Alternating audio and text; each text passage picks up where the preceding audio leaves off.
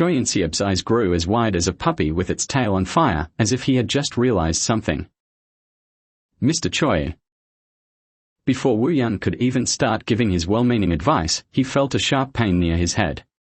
Choi In-seop shouted and stood up, but Wu Yun couldn't understand what he was saying. Wu Yun touched the back of his head.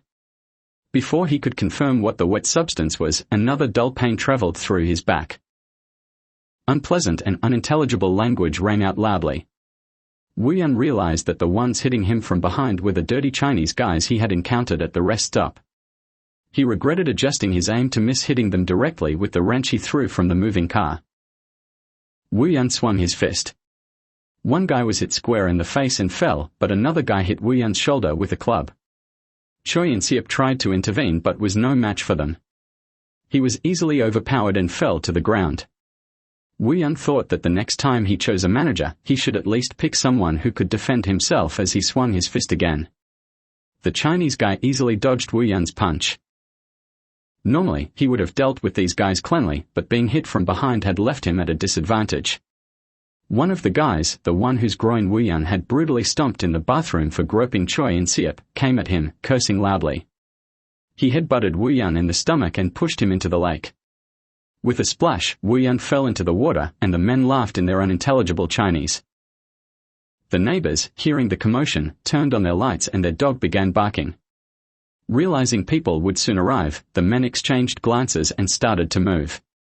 The sound of a car starting was followed by the diminishing sound of Chinese words. Choi In-seop, who had been lying on the ground, rushed to the lakeside. Wu Yun was nowhere to be seen.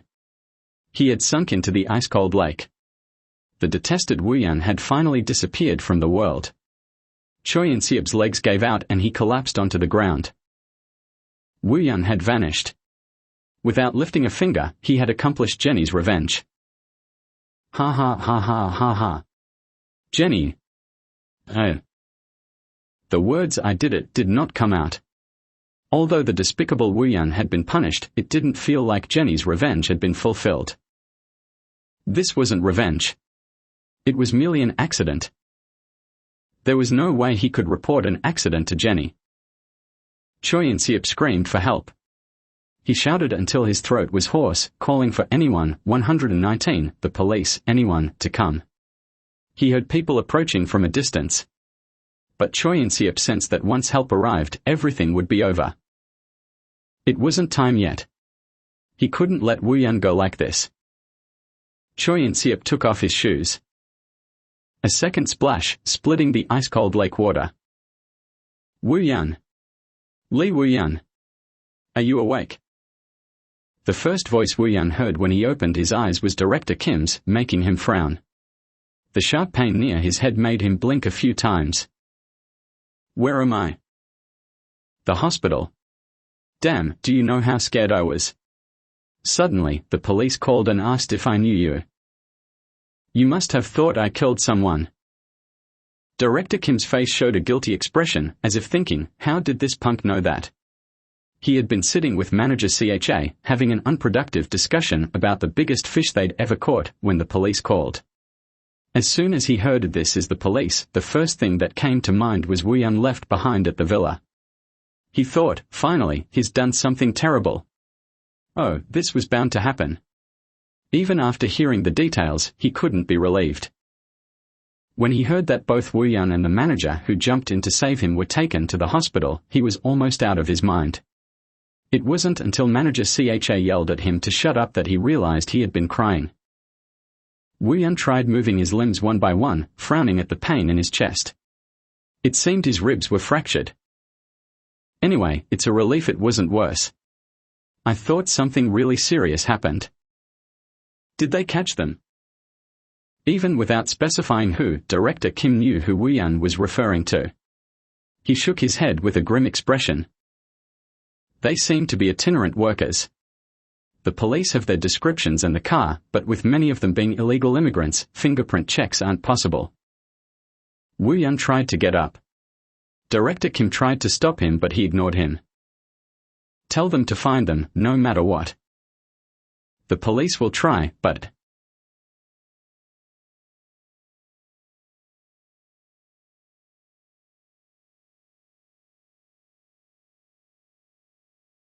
Shit, what do they get paid for? This is attempted murder. Do you get it?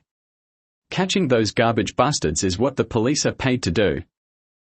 Director Kim was relieved he had closed the hospital room door. Well, you should have handled it properly. Throwing a wrench out of nowhere. Director Kim stopped talking when Woo-Yun glared at him. Even though he knew Woo-Yun wouldn't do anything to him, his body still flinched. It was an instinctive reaction whenever Woo-Yun looked at people like that. Yeah, I made a mistake. I should have aimed at that bastard's face instead of the car window. Is the door properly locked? Director Kim kept glancing nervously at the door. Woo-Yun forced himself up, leaning against the wall. Did the results come out? What results? About my body. Your ribs and shoulder are fractured. Otherwise, you're okay. But you need complete rest. You shouldn't move at all for a while. We might have to delay the drama filming. Anyway, it's a relief. Inseop also jumped into that freezing lake to save you. Damn, when I heard you both were taken to the hospital together. Hey. Where are you going?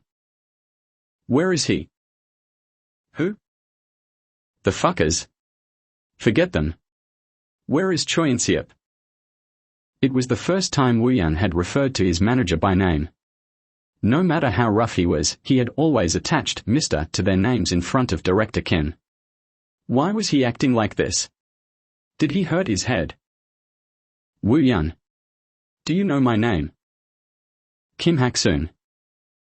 And manager CHA's name? CHA Hyun-gyu. If you're testing me to see if my head is messed up, stop it. I'm in a bad mood. Woo-Yun put on slippers and stood up. Finding the foredrip bothersome, he pulled the needle out of his arm. Where do you think you're going with that body? Where is Choi Inseop? The ICU. Hey.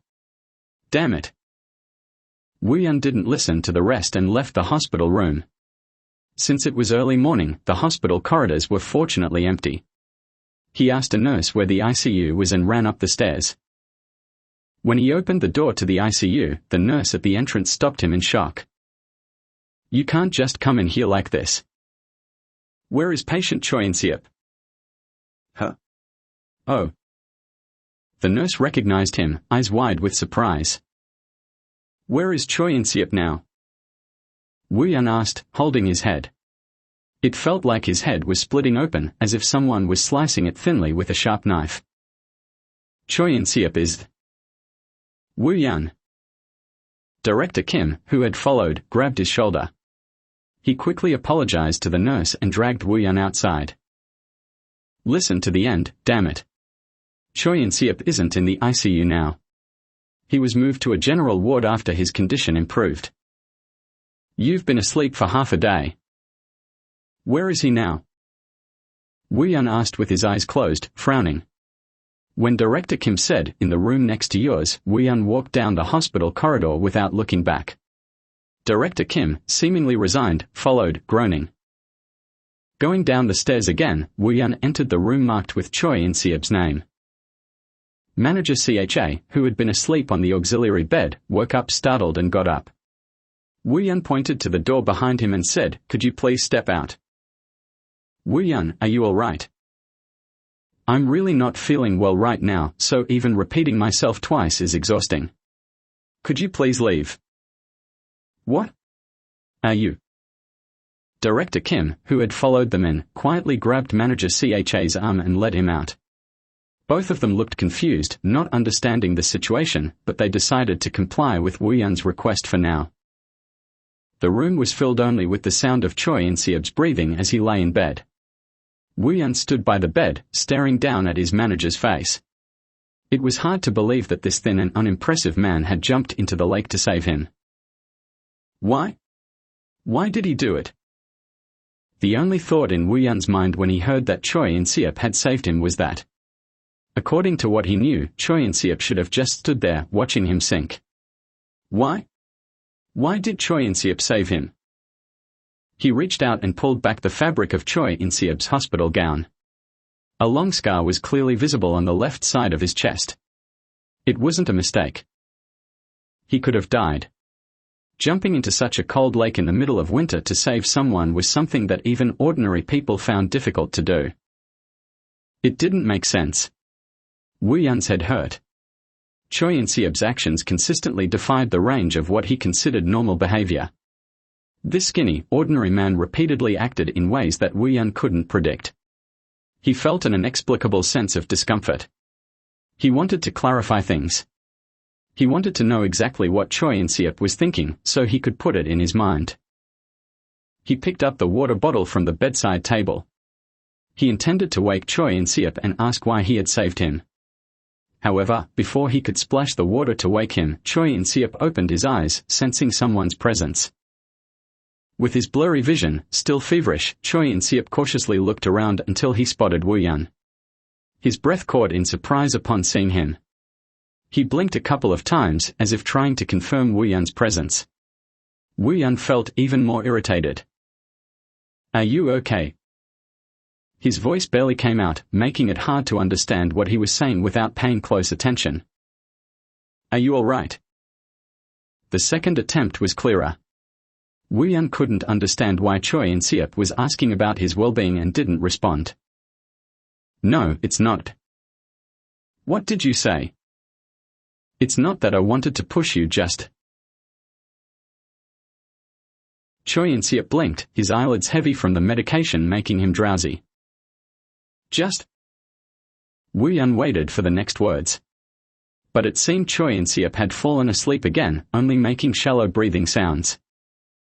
Wu Yun considered splashing the water on his face and asking what he had meant by just, but he placed the water bottle back on the table. Listening to Choi In-seop's shallow breathing, he thought it would be all right to get the answer once he woke up again. Wu Yun pulled a chair over to the bedside and sat down. His head throbbed painfully. Director Kim had been right, it was still too much to be moving around. Manager. Gilbert called out, tugging on Anne's black hair. Feeling she was being mocked, Anne's face flushed as she reached out toward Gilbert. "What? Are you going to push me?" Gilbert, standing by the water, smirked mockingly. "No, I just..." But unfortunately, Gilbert, showing off by the water, lost his footing and fell into the lake. Seeing the obnoxious Gilbert disappear into the lake, Anne hurried to the water's edge. After a moment of hesitation, Anne kicked off her shoes. Splash! And jumped into the lake, grabbing Gilbert's hand as he sank to the bottom and managed to swim back to shore. Panting heavily, Anne looked at Gilbert. His lips were blue, indicating that his breathing was in serious trouble. Panicking, Anne checked his breathing. He wasn't breathing. She remembered the man who had pulled her hair, calling her manager. She also remembered the tearful face of Diana Jenny. Anne bit her lip and pressed her lips to Gilbert's. She knew how to perform CPR. After a few breaths, water and a coughing fit erupted from Gilbert's mouth. Cough, cough. "Are you all right? Are you?" "Eek." Gilbert, now awake, grabbed Anne's black hair. Her dark eyes welled with tears of fear. "You saved me, didn't you?" "What?" "You saved me. You hate me, though." "Well, I don't understand, so you'll have to stay with me until I do, manager." No. And struggled, but Gilbert tightened his grip on her hair. And thought to herself, "I'm screwed." As soon as he was discharged, Wu Yun became incredibly busy. Reporters speculated various reasons for his sudden hospitalization, but the agency announced it as minor fractures from a traffic accident. Given the seriousness of the accident, they coordinated with the police on the story. A script meeting that was supposed to happen was cancelled, causing delays in the drama schedule.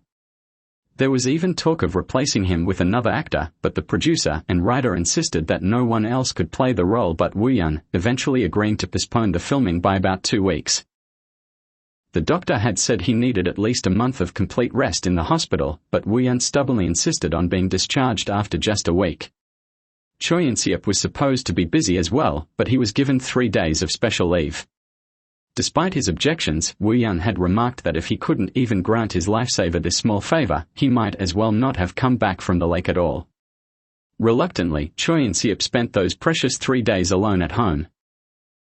Although he needed absolute rest as per the doctor's orders, Choi In-seop found the forced leave wasteful. When he returned after the 3 days, a surprisingly haggard manager CHA clung to his hand, asking if he was really all right, if he could work, and if he should see a doctor again. After confirming In-seop was fine, manager CHA announced he was taking his own leave and left the office. Director Kim also asked multiple times if he was okay. In-seop awkwardly reassured him, though he wanted to thank them for their concern but couldn't bring himself to do so, fearing he might grow too attached. Even on the way to pick up Wu Yan, In-seop considered texting them several times but put his phone down. What's the point for someone like me? A bitter sense of self-pity filled him. Trying to steady his mind, In-seop focused on driving. Today was the script reading that had been delayed due to Wu Yan's injury. Director Kim emphasized its importance, especially since it was the first meeting with Ken Youngmo, who had taken over the lead role. Choi In-seop, having researched Ken Youngmo, couldn't help but be nervous. Above all, he was extremely anxious about facing Wu Yan for the first time since his discharge. His palms were sweaty from gripping the steering wheel so tightly that he had to wipe them on his clothes several times. Choi In-seop was scared of Wu Yan. While in the hospital, In-seop stayed in a room next to Wu Yan's. He had requested to be moved to a 6-person room, saying a single room was too much, but Director Kim flatly refused. As a result, he spent the entire week in a luxurious single room. During that time, Wu Yan frequently visited, often engaging in trivial conversations. Though one might consider this a way to alleviate the boredom of hospital life, the real issue was nighttime. Having the experience of waking up in the middle of the night to find someone staring down at you is far more terrifying than one can imagine. Each time it happened, In-seop clutched his chest, wondering if this person was trying to give him a heart attack. When he would ask what was going on, Wu Yan would just smile and say, "Who knows," before returning to his room as if nothing had happened. The next day, Wu Yan never mentioned it. Initially, Choi In-seop thought he had just had a bad dream, but then it happened again. He woke up to find Wu Yan standing by his bedside once more. Who? He had to call Wu Yan and inform him that he had arrived at the parking lot, but his hands wouldn't move. It felt like too many uncomfortable things had happened in just a few days. Are you here? Ah. In-seop dropped his phone and screamed when someone suddenly knocked on his car window. His heart pounded as he leaned on the steering wheel, trying to catch his breath. Did I scare you? I'm sorry. And no, it's fine. Wu Yan smiled and opened the back door of the car. As he settled In-seop composed himself and gripped the steering wheel. How's your health? I'm fine. Thanks to you, I'm much better. Thanks to me. I should be thanking you, In-seop. No, it's all because of me. This conversation ended the last time. Why bring it up again?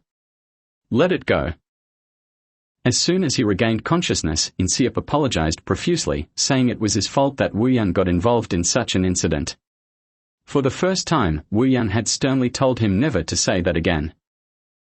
Contemplating what to say, In-seop just quietly started the car and began driving. At times like these, he felt incredibly grateful to have the distraction of driving.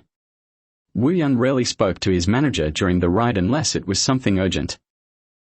In-seop. Yes? Was something urgent? In-seop glanced at Wu Yan's face through the rearview mirror. Did you eat? What? In-seop began to wonder if there was a hidden meaning behind the simple question of whether he had eaten, a question Wu Yan had never asked him before. Did you have a meal? When Wu Yan repeated the question, In-seop realized he was genuinely inquiring about his meal. Yes, I had something simple. Before coming here, In-seop had a light snack and left the house. In America, surrounded by his large family, he was used to noisy meal times, so eating alone was still something he struggled with. Not being used to Korean food, he found cooking for himself difficult. His meals usually consisted of bread, salad, and a drink. What did you have? Toast and milk. Even while driving, Inseop couldn't stop thinking about what Wu Yan was up to. Why is he acting like this? Why is he suddenly so friendly?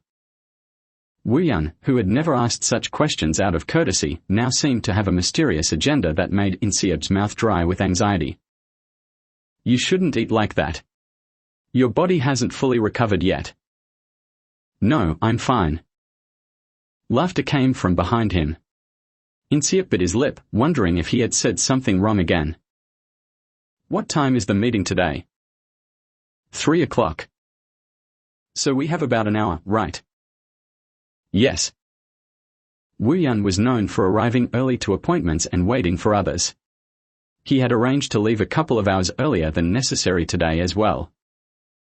Let's eat before we go. What? Inseop thought he had misheard and asked again.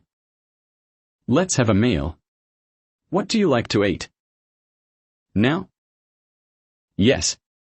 We have enough time, don't we? We do, but are you sure it's okay?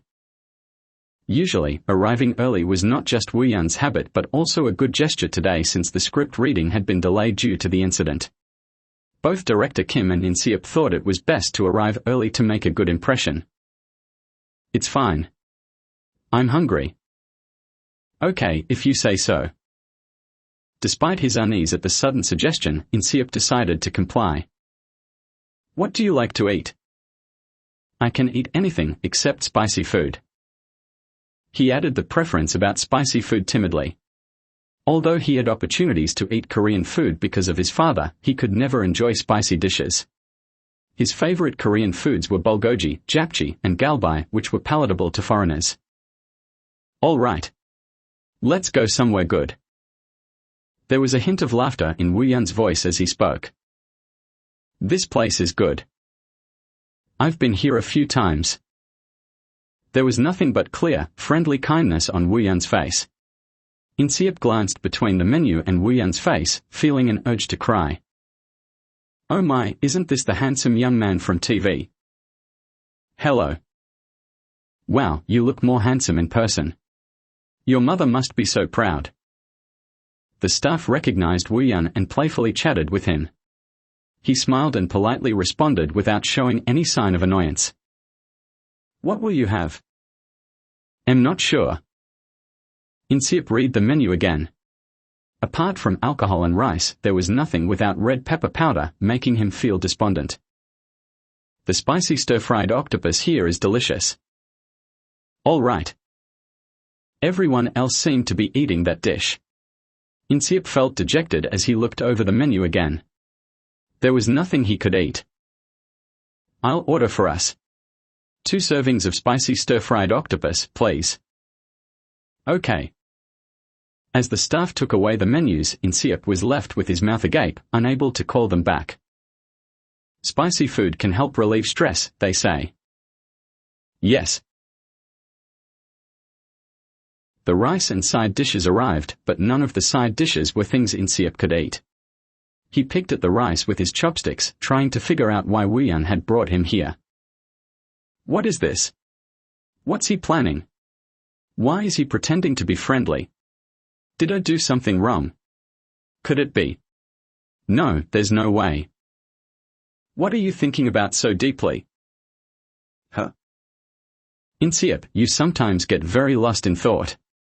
Do you have a lot on your mind? I apologize. I'll make sure not to zone out again. Inseop answered with a serious expression, holding his chopsticks as if he were a child being scolded by an adult. Wu Yan's lips curved into a gentle smile as he observed Inseop's reaction. He hadn't realized before, due to their limited interactions, just how awkward Inseop's Korean was. He wanted to ask where he had learned such broken phrases. It's okay to zone out. I was just curious about what you were thinking. He genuinely wanted to know what was going on inside that small head of his. If possible, he wanted to split it open and take a look. Nothing much. All right. Just as the two were trying to read each other, a steaming plate of spicy stir-fried octopus arrived. Wu Yun gestured for Inseop to start eating first. When Inseop hesitated with his chopsticks, Wu Yun encouraged him to take a bite. "Thank you for the meal." Staring at the bright red dish that looked hot enough to bring tears to his eyes, Inseop silently prayed. "Dear God, please do not lead me into temptation, and I thank you for this daily bread. Amen." As Inseop took his first bite, his face turned red. Wu Yun calmly began eating his portion. Inseop covered his mouth with his hand and managed to swallow the fiery morsel. He took 2 large spoonfuls of rice, but the burning sensation on his tongue persisted. "Is it too spicy?" "No." Inseop didn't realize his speech was slurred due to the spiciness. "It's only like this at first. It gets better as you eat more." That meant he had to keep eating. "I intended this trip to be a relaxing getaway, but things turned out stressful for you, right?" "No. Spicy food helps relieve stress. Eat up." Wu Yun even placed a piece of octopus on Inseop's rice, providing unexpected service that only made things worse for Inseop. "Thank you." Inseop put the second piece in his mouth, this time swallowing it whole without chewing. Cough, hack. His tongue survived, but his throat protested. The sudden rush of hot and spicy food made him cough and tear up. Seeing tears well up in Inseop's eyes, Wu Yun cleared his throat. Offering to share a meal with his savior had been a rare moment of genuine human kindness from Wu Yun. But upon hearing Inseop's timid mention of not liking spicy food, his more curious side had chosen this restaurant to explore the peculiarities of his manager. Wu Yun still found himself perplexed. He wanted to understand why this infuriating manager acted the way he did. Usually, he would simply swat away annoying flies, but this one intrigued him. What makes this fly buzz around so strangely? The thought gave him a headache. Eat up. He piled more spicy octopus onto Inseop's rice, watching as his manager's face fell. Inseop knew refusing the food would be rude, a concept of Korean hospitality he understood. I will. Like a condemned man accepting his fate, Inseop reluctantly ate more. Tears streamed down his face, making it hard to tell if he was eating or drinking his own tears. Wu Yun finally handed him a glass of water, looking sympathetic. Is it still too spicy? Yes. Inseop struggled to speak through the heat and tears. Despite finding amusement in watching Inseop suffer through the meal, Wu Yun finally showed some mercy. Here, have some more. Seeing Wu Yun offer more food with a kind smile made Inseop think of the 2 Chinese characters he had learned, which looked similar but meant opposite things. Zhong, affection, and Dok, poison. Go on, eat. Inseop accepted the food, thinking it was more poison than affection. After struggling through the meal, he excused himself to the bathroom, trying to cool his burning mouth with cold water. Even after eating the vanilla ice cream Wu Yun offered, Inseop still felt the lingering heat. Here we are. After parking the car, Inseop gulped down a bottle of water. Wu Yun, seemingly entertained by his suffering, spoke up. Can't handle spicy food at all. Just a little.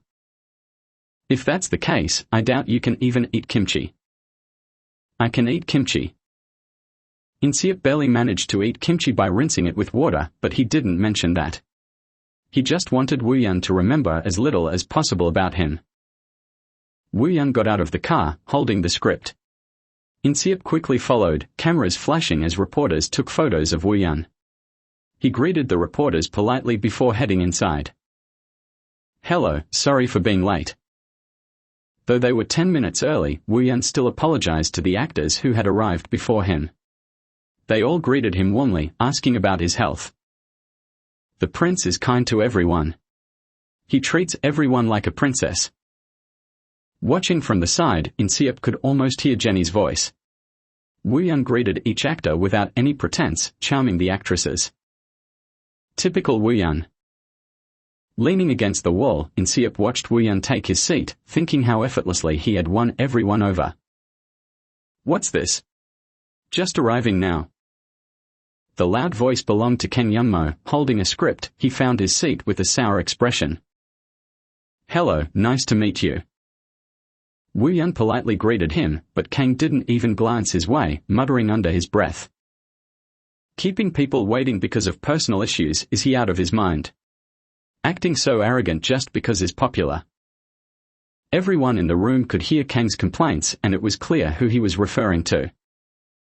"I apologize, Sunbeinim. I didn't mean to cause any inconvenience." Wu Yun bowed his head sincerely, but Ken Yunmo showed no intention of relenting. "Well, how would we know if it was intentional or not? Everyone here is busy, and because of your schedule, we all have to suffer." Suddenly, everyone in the room found themselves caught in the crossfire, glancing between Ken Yunmo and Wu Yun. "What are you all doing? Why aren't you sitting down and getting ready for the script practice? Everyone's read the script, right? Wu Yun, you've read it too, haven't you?" "Yes, I have." "I've heard that Wu Yun only needs to read a script once to memorize it." "I do memorize it, but to fully understand it, I need to read it multiple times." "Really?" Ken Yunmo picked up Wu Yun's script and tossed it into the trash can. The director and everyone else were shocked into silence. Fortunately, the reporters hadn't been called in yet, so this incident wouldn't leak outside. Ken Yunmo probably planned it this way, but his actions still felt excessive. "What? Don't want to pick it up? Then you shouldn't have lied in the first place." "Oh, I'm so sorry about that." The director's expression hardened, as did the other actors. Ken Yunmo wasn't just causing trouble, he was disrupting the entire production. Wu Yun looked calmly at his senior, showing no visible emotion. He simply watched Ken Yunmo. In-seop quietly moved behind Ken Yunmo. As he bent down to retrieve the script, Wu Yun spoke in a firm voice. "Mr. Choi." "Yes?" "Just stay put. It's fine." Though Wu Yun's voice was sweet enough to melt ears, In-seop felt the hidden sharpness and shivered involuntarily. "I've memorized it all."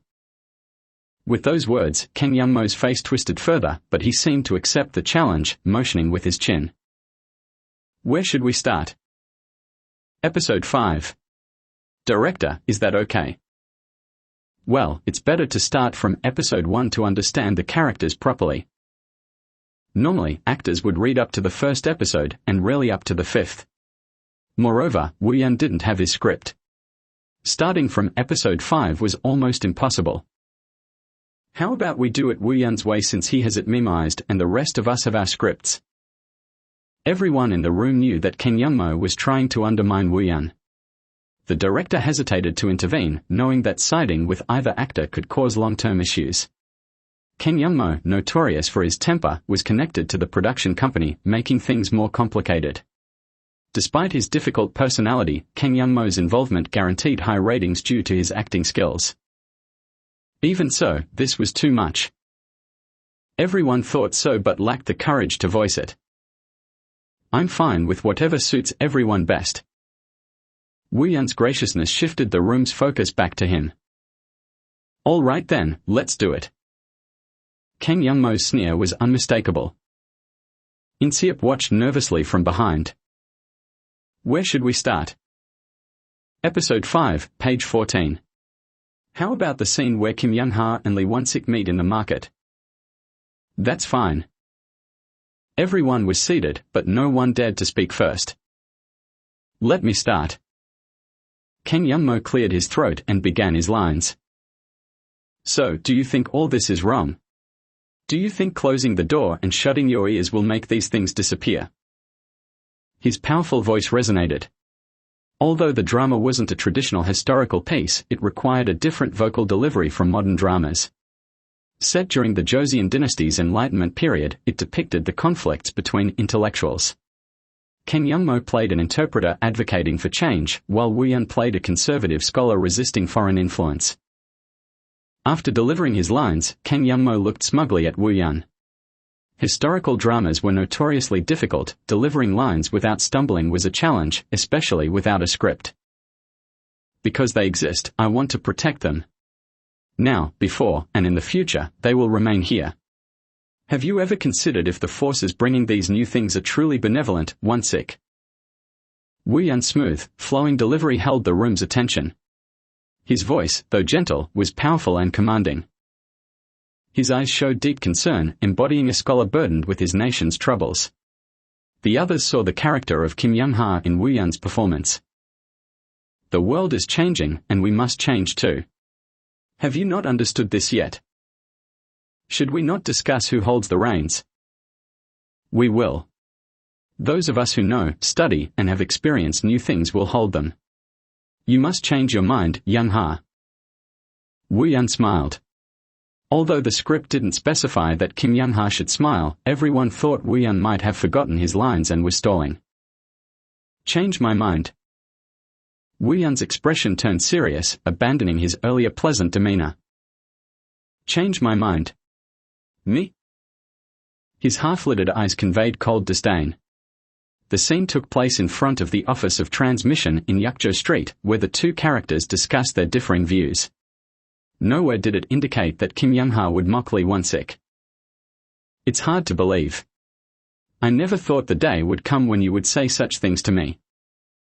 This line was supposed to be delivered with bitter introspection, but Wu Yan addressed it directly to Kang Young-mo, mocking him. Kang Young-mo's face turned red as he slammed the script onto the table. Are you talking to me? Sorry.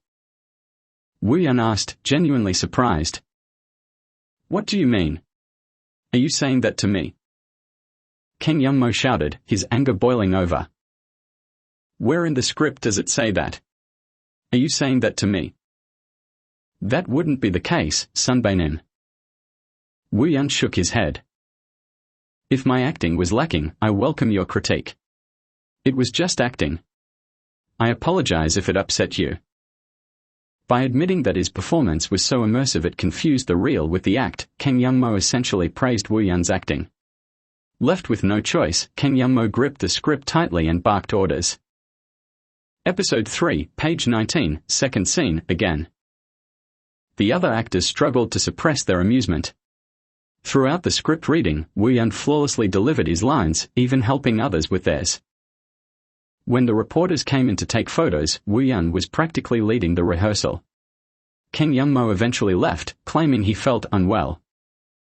Wu Yan had won. How is it? Are you feeling okay? Did Wu Yan say anything? Is your body all right? Did Kang Young-mo cause any trouble? In-seop jotted down the barrage of questions from the phone call, taking a deep breath afterward. My body is fine. Wu Yan didn't say much, and I'm not in pain. As for Kang Young-mo, there was some tension, but we managed to get through the script reading without any issues. That's a relief. Kim's deep sigh of relief was clearly audible over the phone. Yes, it is. The other actors were worried, but everything went smoothly. No, I mean it's a relief that you're not hurt. Wu Yan will be fine. Kang Young-mo wouldn't cause too much trouble with reporters around, though he might have caused some. You take care of yourself, In-seop. In-seop felt a chill at the kind words added at the end. I'm not worthy of this concern, sir. I'm sorry.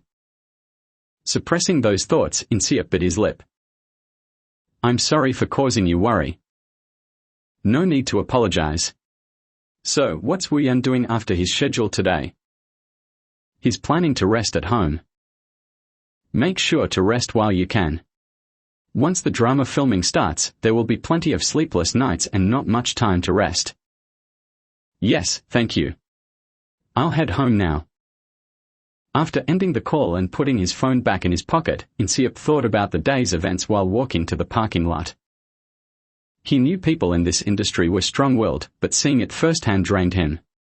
Everyone was impressed by Wu Yan's ability to respond effortlessly to any line Kang Young-mo threw at him.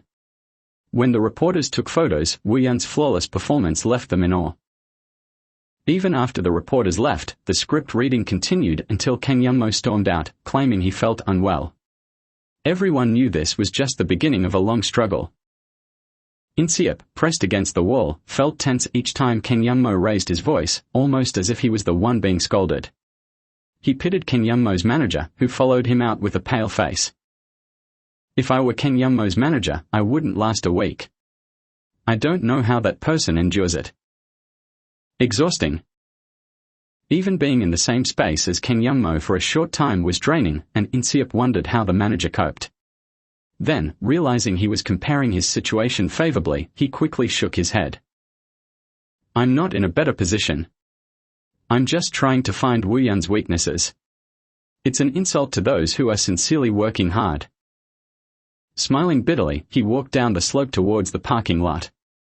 Just as he was about to turn a corner, a car sped past him, barely missing him. Losing his balance, Inseop fell to the ground. Watch where you're going.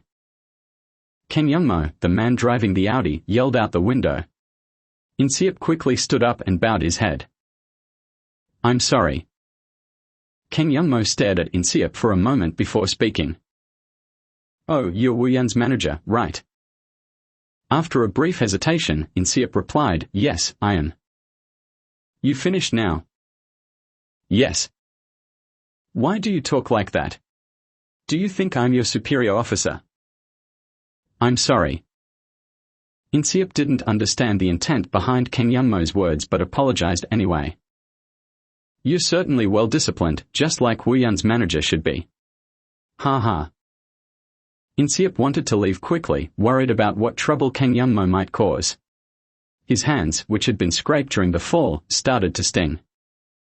So, Wu Yun's manager. I'm a bit thirsty. Can you get me a Coke? What? Get me a Coke. I'm asking you nicely. Inseop looked around.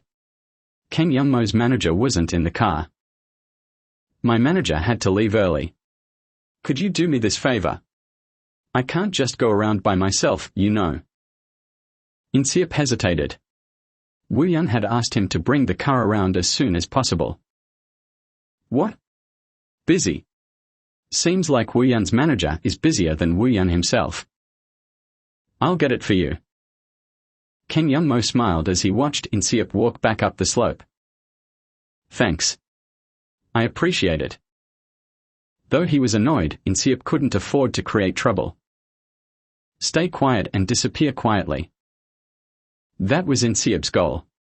Despite the doctor's advice to avoid strenuous activity, he hurried towards the vending machine inside the building. Got it. Finding the vending machine, he quickly pulled out a bill. After several tries, he finally managed to insert it into the machine. Hurry, hurry.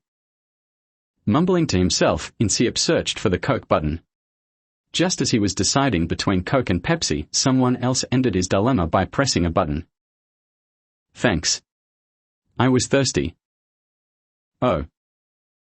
Wu Yun smiled as he bent down to retrieve an energy drink. This is the one I advertised. It'll be good to drink in front of the reporters. It might help with the contract renewal. Yes. Inseop fumbled to insert another bill into the machine. Seeing him put the Coke into his pocket, Wu Yun looked puzzled. Are you going to drink that? Just. When you're thirsty, it's better to drink water. Even an energy drink is better than soda. Yes. I'll bring the car around now. No, let's go together. I was thinking of coming down anyway since you were taking so long. Wu Yun had been growing impatient when Inseop didn't return quickly. Even when dealing with reporters, Inseop was always punctual. Seeing him running into the building confirmed his impatience.